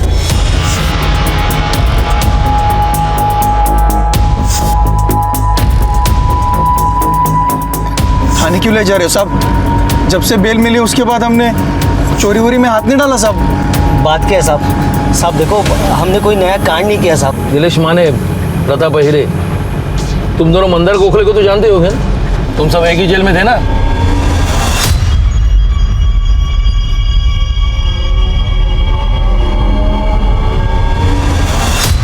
हम जानते हैं तुम दोनों उसके साथ एक ही सेल में थे और 28 अप्रैल को वो तुम दोनों से पहले बेल पर बाहर निकल आया था। मंदार भाऊ, दरवाजा खुल गया, हो गया आपकी बेल, चलिए। नीलेश, प्रताप, तुम लोगों को कभी कोई तकलीफ होगा ना तो मंदार भाव को याद करने, समझा? चलता हूं। अगर मना किया तो खैर नहीं दोनों की। मना क्यों करूंगा साहब? सब जानते हम तीनों साथ में थे। लेकिन साहब 2 हफ्ते पहले उसको बेल मिल गया था और हम भी 14 मई को बाहर आए उसके बाद कांटेक्ट नहीं हुआ साहब? साहब मैंने भी नहीं देखा उसको, अपना वास्ता तो बस जेल तक ही था। पर साहब हुआ क्या है? नैना मोरे नाम है इसका, रेप और मर्डर हुआ है। छोटा मोटा हाथ मारने वाले लोग हैं हम साहब, कहाँ लंबी केस में फंसा रहे हो साहब? लड़की का मैटर, मर्डर और रेप साहब, हम ये सब नहीं करते साहब। अभी तक तो दूर ही हो, बस इतना बता दो मंदार का ठिकाना कहाँ है? हमको नहीं मालूम साहब। हम तो उसके टच में भी नहीं थे साहब। तुम तीनों एक साथ एक ही सेल में थे, अपने अगले कांड के बारे में बताया तो जरूर होगा उसने। हमें उसके कोई काम में इंटरेस्ट नहीं था, एक नंबर का लिच्चड़ आदमी है साहब वो। रात को जेल में गंदी गंदी हरकतें करता था, ये काम उसी ने किया होगा पक्का। उसका भाई सागर, वो कैसा है, वो कर सकता है ये काम? हम नहीं जानते साहब। गणेश पाटकर, उसको तो जानते ही होगे। वो पॉकेट मार गणेश के बारे में बात कर रहे हो साहब? हाँ वही, मिले उससे कभी? हाँ साहब, एक आध बार मिला हूँ, लेकिन धंधे के बारे में कुछ मतलब नहीं बना साहब। प्रताप और मैंने भी कभी साथ में काम नहीं किया, हम लोग भी जेल में मिले जैसे मंदार को मिला। तो चुपचाप ये बता दो कि मंदार कहाँ मिलेगा। साहब पक्का नहीं पता साहब, पर सातारा में सेटिंग लगाओ साहब, वहाँ मिल सकता है। सतारा? अभी सतारा कैसे याद आया? अभी तो बोल रहे थे कि तुम्हें पता नहीं कहाँ मिलेगा। सच में नहीं मालूम साहब, वो तो जेल में बात में उसने बोला था सतारा। साहब वहाँ पे भी मिलेगा कि नहीं ये नहीं पता साहब। बाहर आके मेरे को मिलो, सतारा चलने का है। सतारा में क्या अपना एक सेटिंग है, तो मेरे को उधर तो पंटर लोग चाहिए होगा, तो तुम दोनों हाँ? बाहर आके मिलने को बोला था साहब, लेकिन हम नहीं गए कभी उसको मिलने। सच बोल रहे साहब, हमारा इससे कोई लेना देना नहीं है। ठीक है, अभी तो जाने दे रहा हूँ, लेकिन पुणे से बाहर नहीं, दोनों के फ़ोन ऑन रहने चाहिए। साहब है फैजल कुरैशी, नाम भी असली है और आदमी भी। इस कांड के बाद से ही अपना फोन बंद करके बैठा ही है। कौन है ये फैजल कुरैशी? साहब टैक्सी ड्राइवर है।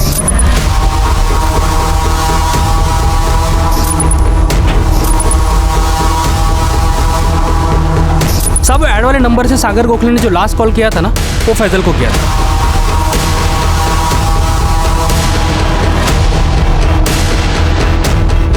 तो फैजल कुरैशी मिलेगा कहाँ? साहब इस कांड के बाद अपने घर में छुपा है वो। नैना के साथ इनकी कोई दुश्मनी नहीं थी, बस ऐसे ही टारगेट किया था मजा करने के लिए। कि मंदार हाथ लग जाएगा ना, फिर इनको बता दो मजा कैसे करते हैं। भाई साहब हमारी बेटी क्यों, नैना के साथ ऐसा क्यों हुआ? देखिए नैना के साथ जो हुआ वो होना नहीं चाहिए था। हम जल्द ही आपके सारे सवालों के जवाब दे देंगे। फिलहाल तो हम बस यही अंदाजा लगा सकते हैं कि आपकी बेटी नैना अकेली लड़की नहीं थी, उससे पहले भी इन लोगों ने कई लड़कियों को अपना निशाना बनाया होगा। हमारी बेटी से कोई दुश्मनी नहीं थी, ऐसे ही फंस गई वो। पेशेवर मुजरिम नीलेश माने और प्रताप आहिरे ने पुलिस को मंदार गोखले के सतारा वाले प्लान के बारे में जो अहम सुराग दिया था, अब वो इस केस में निर्णायक साबित होने वाला था। मंदार गोखले सतारा में ही छुपा हुआ था।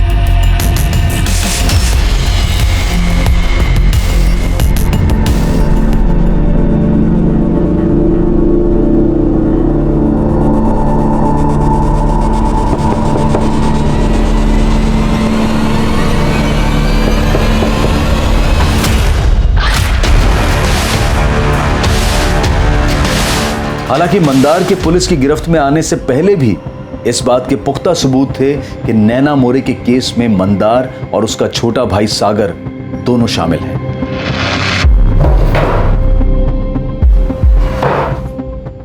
मैंने कुछ नहीं किया सर, मैं तो बस ऐप वाली टैक्सी चलाता हूँ। तो फिर सागर गोखले को कैसे जानता है तू? उसने कॉल किया था तुझे? साहब उन्होंने ऐप से टैक्सी बुक की थी, मेरी एक बदकिस्मती थी कि वो बुकिंग मेरे पास आई। बाबरी नाका का कॉल था साहब, मैं लोकेशन पर गया तो कॉल करके थोड़ा आगे बुलाया, तो मैंने वहां पर एक गोनी देखी। मैं तभी समझ गया साहब का कुछ गड़बड़ है।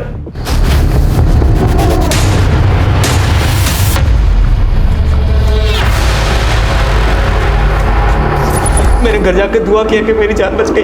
उस रात के बाद से साहब अलग से खाना तक नहीं उतरता। जब तुझे पता था कि कांड हुआ है, कांड किसने किया है ये भी तुझे पता था, तो फिर बाद में पुलिस को बताना जरूरी नहीं समझा तुम्हें? डर गया था साहब, डर से कुछ समझ में ही नहीं आया, दिमाग ही काम करना बंद कर दिया था साहब। वो आदमी ये था? नहीं सर। ये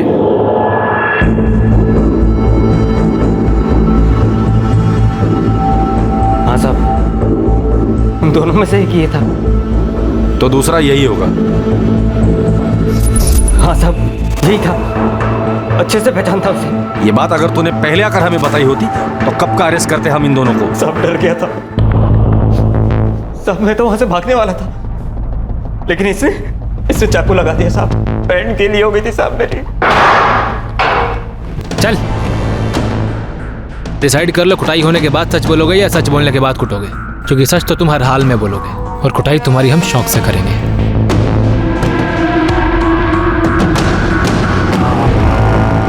क्या किया तूने सागर? मैंने? मंदार ये बता तूने क्या किया? मुझे क्यों फंसा रहा सब में तू? मैंने तुझे फंसाया? हाँ तूने फंसाया मेरे को। हेड़ा हो गया क्या? मैं तुझे क्यों फंसाऊंगा मेरे भाई? भाई मत बोल। तब भी तेरे से नफरत नहीं की मैंने, और तू फंसा रहा है मेरे को, फंसा रहा है मेरे को साले। क्यों? शर्म नहीं आई तेरे को मेरे को फंसाते हुए? साले तूने कुछ किया होगा और अब सब मेरे हिस्से में डाल रहा है। मैंने कुछ किया है? साले तेरी वजह से प्रॉब्लम होती है, तेरी वजह से प्रॉब्लम होती है हर बार। तुझे पता है मैं कैसा हूँ, तुझे पता है मैं कितना सुधरा हूँ। सच बोल, क्या किया तूने? मैंने कुछ नहीं किया, सच बोल। सब तेरी वजह से हुआ। सागर मेरी बात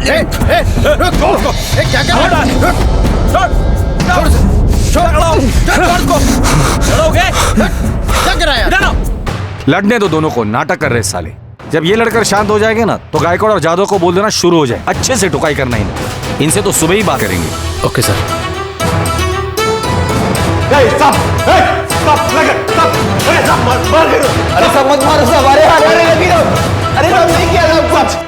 नैना मोरे के अपराधी पुलिस की गिरफ्त में थे, लेकिन उसके माँ बाप को अब भी इस बात की खबर नहीं थी कि नैना के साथ ऐसा क्यों हुआ।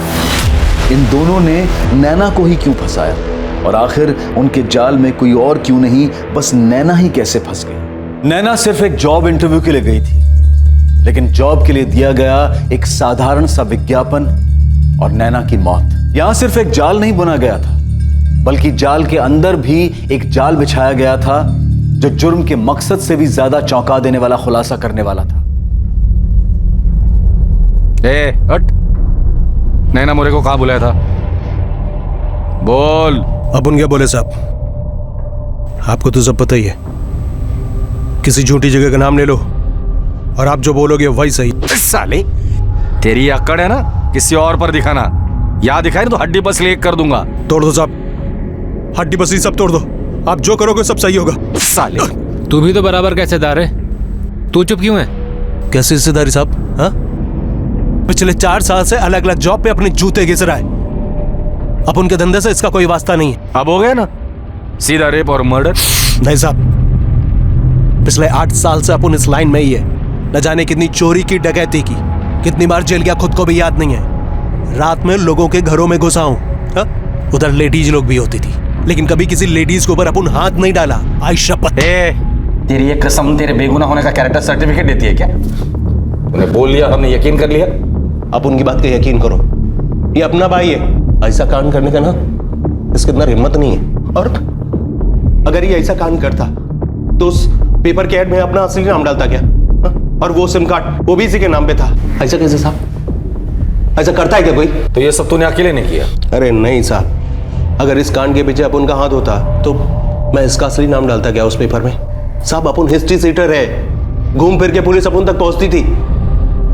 अभी ये गणेश पाटकर किधर से आया अब उनको मालूम नहीं। इस कांड से हमारा कोई वास्ता नहीं है। अभी आपको जितना मारना है, जितना पीटना है पीटो। हो सकते तो वो चार्जशीट होता ना हम लोग के नाम पे फाड़ दो, लेकिन बार बार साहब अपन एक ही बात बोलेगा कि हम दोनों को उस पर फंसाया जा रहा है। साहब मैं पिछले 2 साल से मजबूरी में पिज्जा डिलीवरी का काम कर रहा हूँ। भाई जैसा नहीं बनना था मेरे को। सरकारी नौकरी का एग्जाम भी दिया मैंने, पर अभी सब पानी में, सब बर्बाद हो गया। सब क्रिमिनल का भाई हूँ साहब मैं। एक नौकरी लेने के लिए ना बहुत पापड़ बेलने पड़ते हैं। मैं अच्छा खासा अपनी नौकरी कर रहा था, अभी कोई नौकरी नहीं देगा मेरे को। माथे पे लिख दिया आपने मेरे, क्रिमिनल का भाई क्रिमिनल।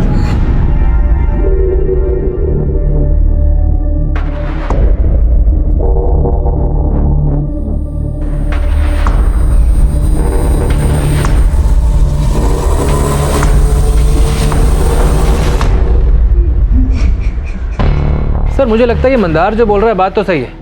ऐसा क्रिमिनल माइंड सब कुछ अपने असली नाम से क्यों करेगा? ये सब प्लान होता है दिलीप। पहले खुद का असली फोटो और नाम इस्तेमाल करो और पकड़े जाने पर उसी बात का रोना रो लो कोई हमें फंसा रहा है। ये बहुत शातिर लोग हैं, 2 कदम आगे की सोचते हैं। फिर भी सर नैना मोरे की आइडेंटिटी डिस्ट्रॉय करने की बिल्कुल भी कोशिश नहीं हुई। सारा सामान उसकी बॉडी के पास से मिलता है और न्यूज़पेपर की ऐड से हमें सागर गोखले का असली नाम मालूम पड़ता है। ऐड देने वाला कौन? History sheeter Ganesh. सर कोई इतने सबूत कैसे छोड़ सकता है? लेकिन वो टैक्सी ड्राइवर फैजल, उसने भी तो इन दोनों का नाम लिया था। सर वही समझ में नहीं आ रहा है कि फैजल कुरैशी इनके बीच में कैसे आ गए। सागर गोखले के फोन पर एक ही कॉल आता है और वो था विक्टिम नैना मोरे का। और सागर गोखले के फोन से एक ही कॉल जाता है, वो जाता है फैजल कुरैशी। और फैजल कुरैशी की टैक्सी आकर रुकते हैं इन दोनों भाई सागर और मंदार के नाम पर। और बड़ी आसानी से हमें एक और सबूत मिल जाता है। तो तुम्हें लगता है कि ये फैजल कुरैशी का सच नहीं है? सर मुझे लगता है इस फैजल कुरैशी को एक बार फिर से उठाना चाहिए।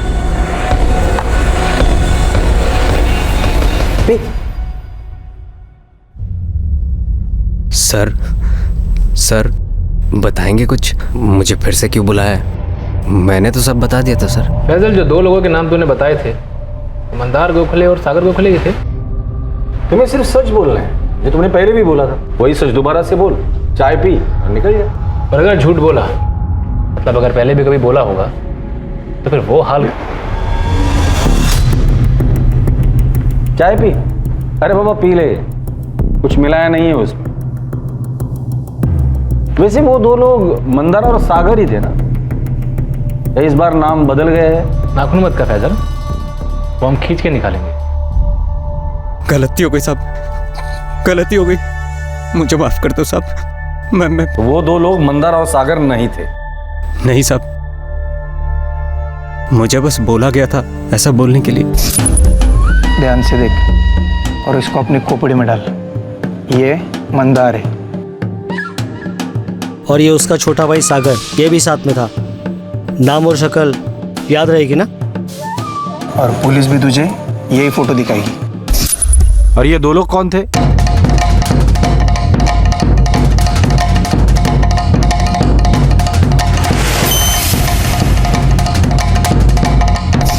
नीलेश माने और प्रताप अहिरे। सर ये दोनों तो मंदार के साथ जेल में थे। गलती हो गई साहब, पैसे का लालच दिया था उन लोगों ने, 4000 रुपए दिए थे, लेकिन मैंने नैना को कुछ नहीं किया साहब। वही लोग बॉडी लेकर आए थे।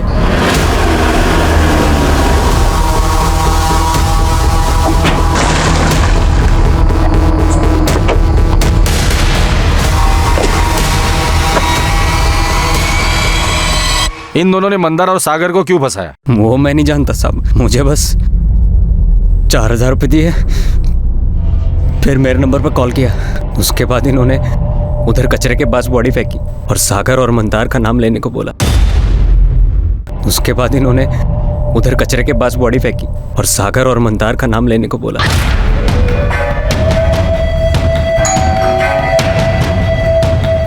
यस सर मैं नैना मोरे, आपसे फोन पर बात हुई थी सर। हाँ नैना, या प्लीज कम इन।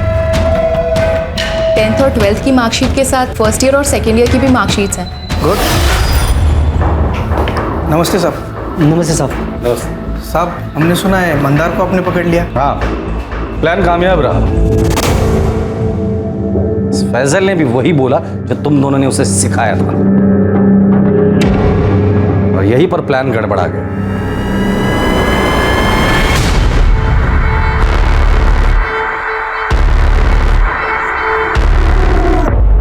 हे, खड़ा हो।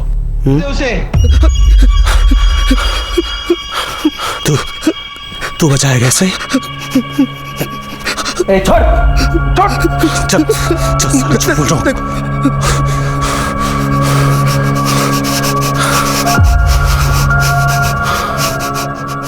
हीरो समझता है अपने आप को? हीरो नहीं, लेकिन ये सही नहीं है मंदार। अब तेरे को दिखाता हूं सही क्या है और गलत क्या है।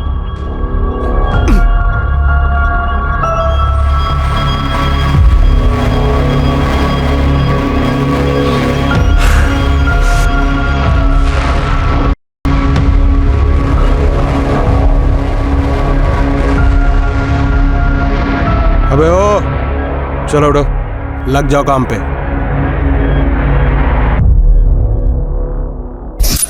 उसने जो हमसे करवाया ना साहब, वो बस हम ही जानते हैं। वो करता था वो अलग, और पुलिस भी हमारी बात नहीं सुनती थी साहब। मंदार जब बेल की सुनवाई के लिए गया तो मैंने पावस्कर भाऊ को बोला कि हमारी सेल बदल डालो। तुम दोनों यहाँ होटल में रहने के लिए आए क्या? इधर क्या तकलीफ है? तुमको मालूम है ना वो कैसा आदमी है? बहु हमारा सेल बदल में बहु। चुप चुप, दोनों भी चुप। पुलिस का इधर रूम सर्विस के लिए बैठा है तुम्हारे लिए। सबक सिखाना चाहते थे साहब हम उसको। रेप और मर्डर का चार्ज लगता ना तो हमेशा के लिए सड़ता अंदर। इस केस में अंदर जाते तो दोनों भाइयों की अक्ल ठिकाने आती साहब। नीलेश और प्रताप, इतना सब कुछ किस लिए किया? सिर्फ मंदार को सबक सिखाने के लिए?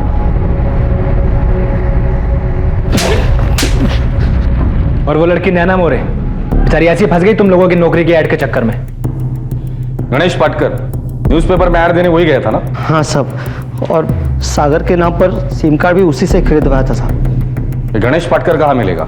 कोल्हापुर में।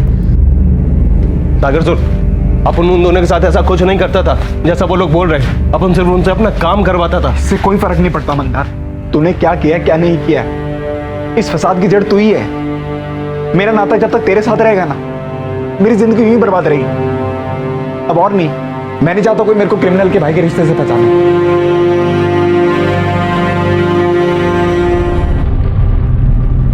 पुलिस ने गणेश पाटकर को भी पकड़ लिया। नीलेश माने, प्रताप आहिरे, फैजल कुरैशी और गणेश पाटकर इस वक्त जुडिशियल कस्टडी में हैं और अपने केस के ट्रायल शुरू होने का इंतजार कर रहे हैं। नैना के माता पिता यकीन ही नहीं कर पा रहे हैं कि नैना वाकई गलती से एक षड्यंत्र द्वारा बुने गए जाल में फंस गई। उन्हें नैना की बदकिस्मती पर यकीन ही नहीं हो रहा था कि नैना की हत्या और बलात्कार किसी एक मुजरिम द्वारा दूसरे मुजरिम को फंसाए जाने की महज एक चाल थी। एक नौकरी के लिए दिया जाने वाला एक मामूली सा ऐड नैना को मौत के मुंह तक ले जाएगा, नैना मोरे इसका अंदाजा लगा ही नहीं सकती थी। लेकिन आम लोग ऐसे ही होते हैं और शातिर और क्रिमिनल दिमाग के लोग इन्हीं बातों का फायदा उठाते हैं। जैसे कि वो जगह जहां नैना को इंटरव्यू के लिए बुलाया गया, वो जगह जहां यह दुर्घटना हुई, वो जगह ऑफिस जैसी बिल्कुल नहीं थी। वो तो एक आम सा कमरा था। वो कमरा नीलेश और प्रताप ने किराए पर लिया था। उन्होंने ये कमरा खास तौर पर मंदार और उसके भाई को फंसाने के लिए लिया था, जिसमें वो कामयाब भी हुए। नैना अपने जॉब को लेकर बहुत एक्साइटेड थी और जाहिर है कि इस एक्साइटमेंट में उसका ध्यान ही ना गया हो कि वहां कोई ऑफिस सेटअप है ही नहीं और नैना खुद ब खुद चलकर उनके जाल में आ गई। जब आप ऐसी किसी जगह पर जाते हैं तो बहुत सी बातों का ध्यान रखना जरूरी होता है, चाहे आप वहां किसी ऐड के जरिए गए हों या फिर आपको इंटरनेट या एसएमएस के जरिए वहां बुलाया गया हो। अपॉर्चुनिटी जिसकी तलाश में हर कोई होता है, अपॉर्चुनिटी जिसे कोई भी अनदेखा नहीं करना चाहता। सुनहरा दिखने वाला हर मौका हमेशा सुनहरा नहीं होता है, इसलिए बेहद जरूरी है कि उस रैंडम अपॉर्चुनिटी पर तोल मोल कर भरोसा किया जाए और हर वक्त सतर्क रहा जाए। अब मैं अनूप सोनी आपसे विदा लेता हूं, फिर मुलाकात होगी और हमेशा याद रखें, क्राइम और आपके बीच में सिर्फ इतना फर्क है कि आप कितने सतर्क हैं। सतर्क रहें, सुरक्षित रहें। जय हिंद। इस तरह के और भी एपिसोड देखने के लिए हमारे चैनल को सब्सक्राइब करें और बेल आइकन दबाना ना भूलें।